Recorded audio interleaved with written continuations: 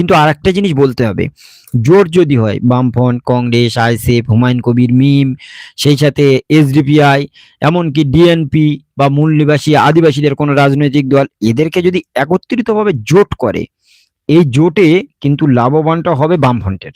কারণ 2016 সালে যারা বামফ্রন্ট রাজনৈতিক দলে বিশ্বাসী ছিল, তারা আস্তে আস্তে বিজেপির দিকে চলে গেছে। সুতরাং 2019-এ যে 32% বামের ভোট বিজেপিতে গেছে, সেই ভোটটা আর ফেরত আনতে বামেরা পাচ্ছে না। সুতরাং একটা বড় ধরনের জোট, যে বামফ্রন্টের কিছু সংখ্যক প্রার্থী জয় লাভ করতে পারবে, এরকম একটা যদি ভরসা তৈরি হয়, তাহলে কিন্তু বিজেপি ছেড়ে যারা বাম রাজনৈতিক দলে বিশ্বাসী ছিল বা বামের দিকে দীর্ঘদিন ধরে ছিল, তাদের ভোট আবার বিজেপি থেকে ফেরত আসবে।